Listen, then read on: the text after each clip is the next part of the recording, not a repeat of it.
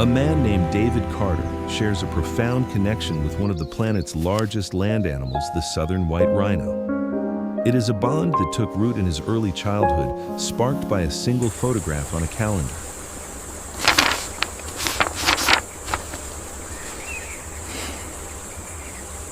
Cross.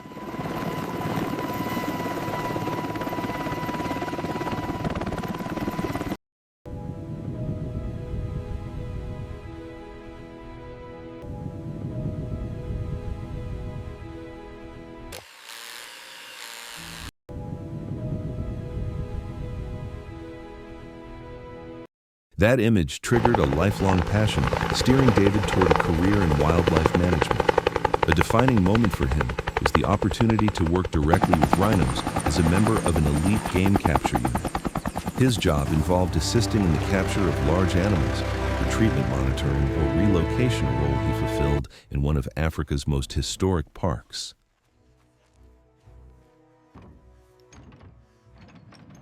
Just knowing this is how the rhino smells.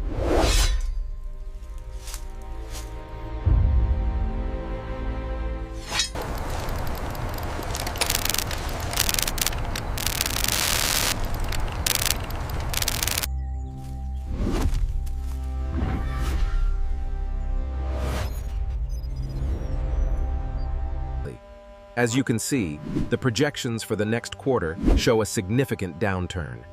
We need to act immediately. They looked so prehistoric.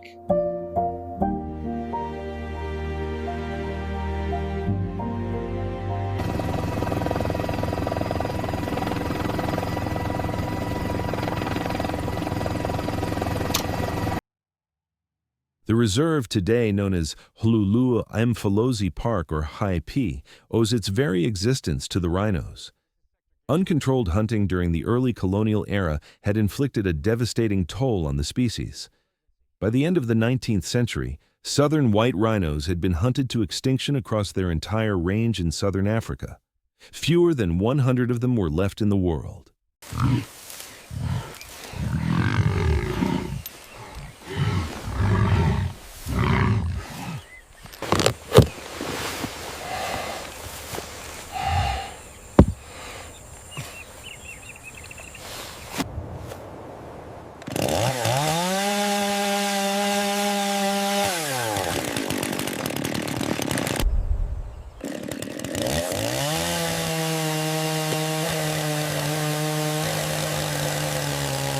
We remove the horns, ensuring these rhinos are safe from poaching.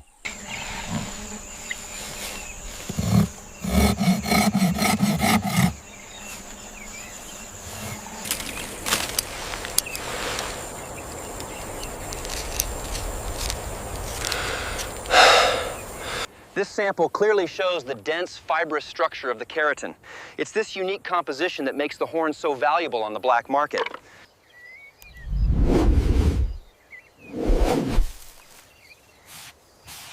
Their discovery in 1895 prompted the colonial government to immediately set aside land to protect the remaining rhinos, creating the first nature reserve on the African continent. It was a pivotal moment in the region's relationship with the natural world. And because of it, the rhino population began a slow recovery. By 1960, Hi-P's rhino population had boomed, and David's predecessor, a legendary figure in South African conservation, saw a chance not just to save the species, but to restore it.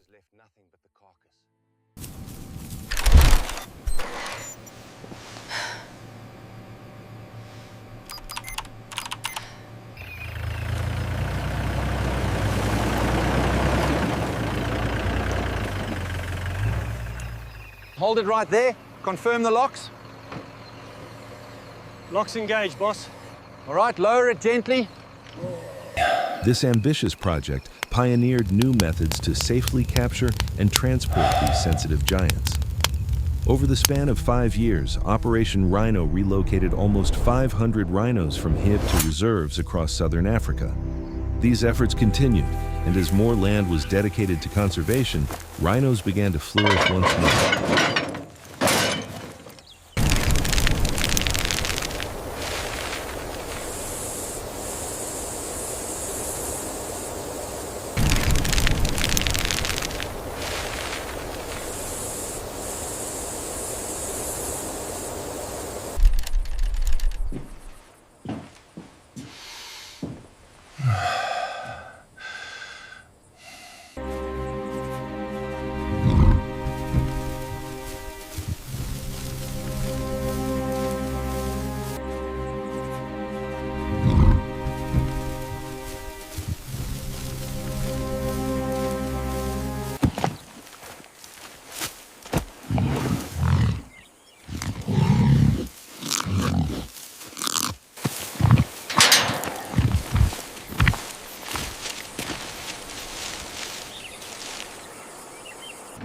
units.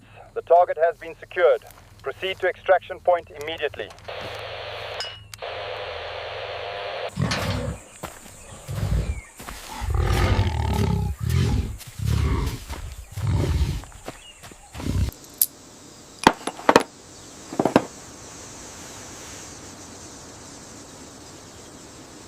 By 2007, the total population of white rhinos had grown to over 17,000 animals, all of them descended from the small group of survivors in Hluhluwe. But then, disaster struck. Rhino poaching suddenly began to skyrocket. The horns had become a highly coveted item in some Asian countries, where they were erroneously believed to possess medicinal properties or were used for ornamental carvings. Move! Move! Get the straps ready! Blindfold secure. Keep her steady. Watch the breathing.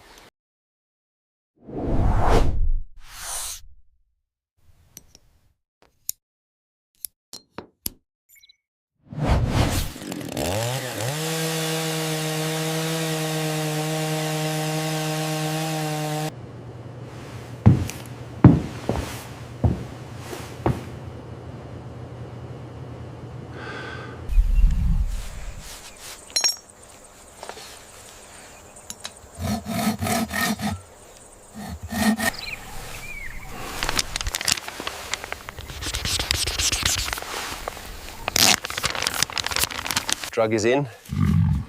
Mark the time. We should see a reaction in 60 seconds.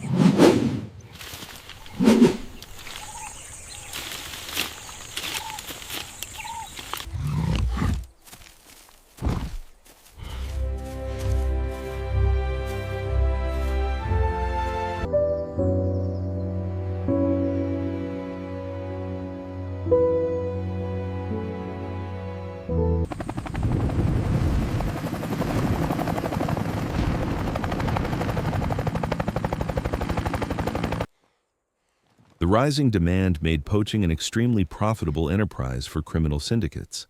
As a countermeasure, many parks throughout Africa began dehorning their rhinos, making them less valuable to poachers. But HIP resisted this measure, seeking to preserve the rhino's iconic silhouette, a significant draw for tourists. Just ensuring we're within regulation limits. Looks precisely at the mark. Good work, vet. Safety standard confirmed.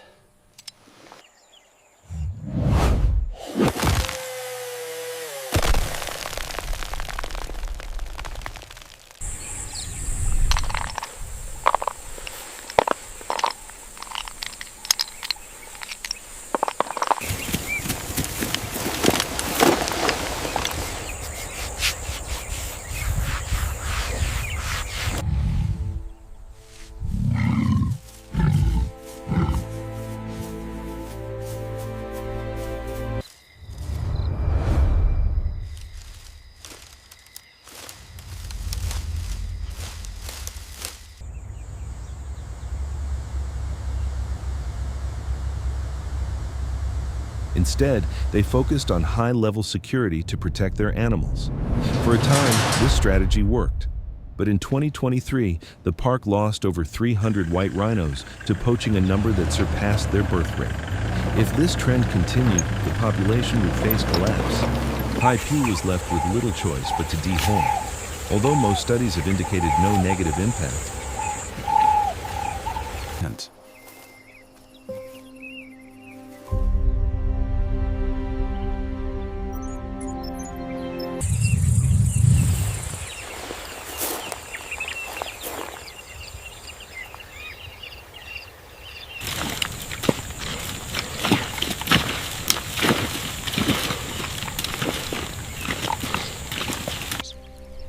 These visualizations highlight the stark reality. Escalating illegal demand drives conservation costs through the roof.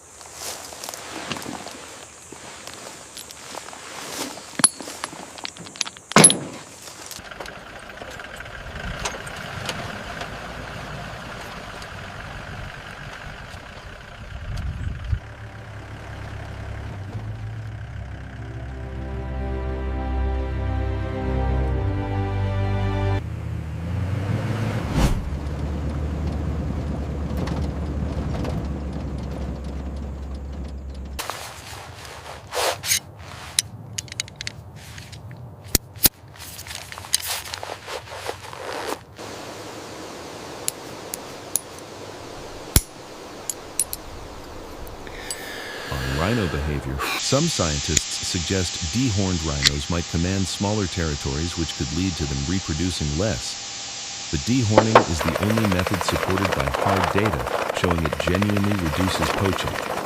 So the decision was made. The park official Cedric Collins acknowledged the gravity of the situation, stating that the park had held out for as long as it could.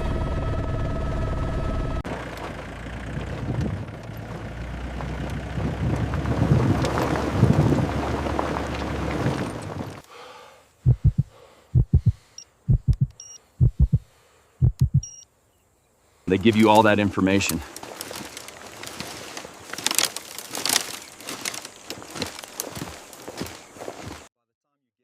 With poaching pressure at 10%, even 12% of the total population, the strategy had to shift. The park is home to roughly 2,000 rhinos, and the immediate goal is to dehorn at least half of them over the next few months. It is an incredibly ambitious objective, and David Carter's the man at the helm. Is everyone secure? Okay, on my count. 3, 2, 1, have.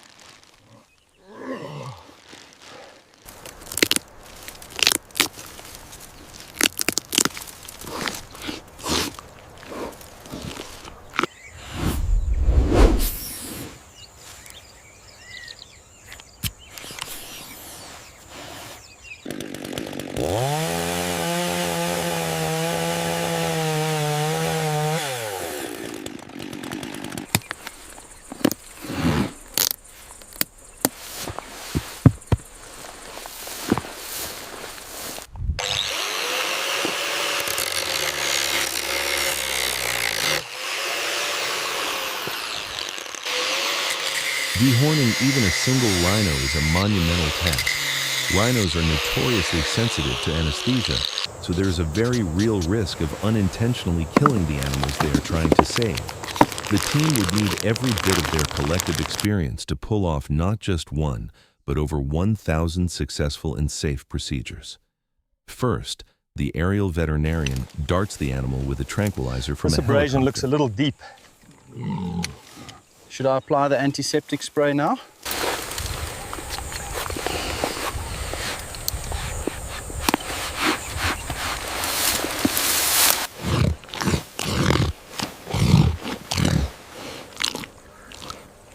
Then, one of the ground teams rushes in to intercept the darted rhino. The next challenge is to guide the massive animal to lie down safely. Once the rhino is secure, they monitor its breathing to ensure there is no negative reaction to the sedative. The team leader then works quickly to carefully remove both horns.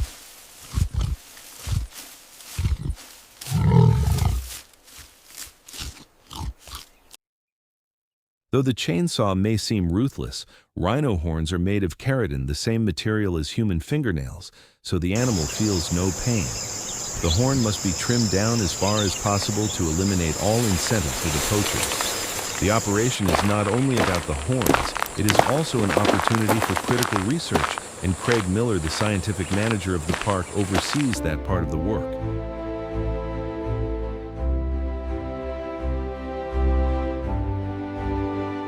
Craig Miller explained that the dehorning operation provided a unique opportunity for them.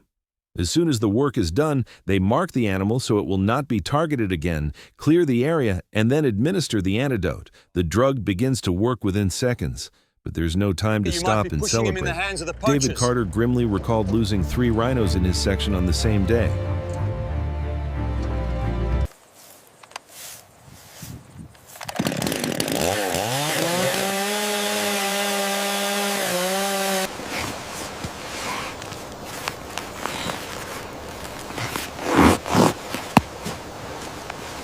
Helen Nash is in charge of security in a section of the park that is the most vulnerable.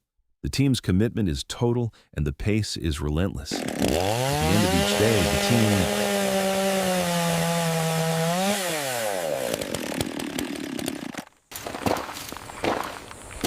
team is left with a pile of horns worth millions on the black market.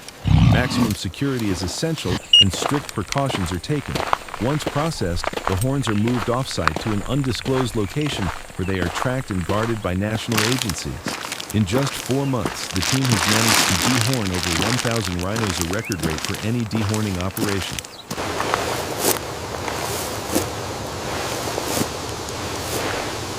And the results are both measurable and impressive. Because if those After horns an are initial stolen spike at any poaching point in numbers have time and they dropped are 80% recovered, from what this they were before methodology is the crucial dehorning for started. forensic The identification battle and will be evidence ongoing. recovery. Rhino horns grow back just like fingernails, so they will have to be trimmed again approximately every 2 years. Every tool and every team must be brought into play to protect the rhinos where they are, as governments and conservation organizations strive to stamp out the black market demand.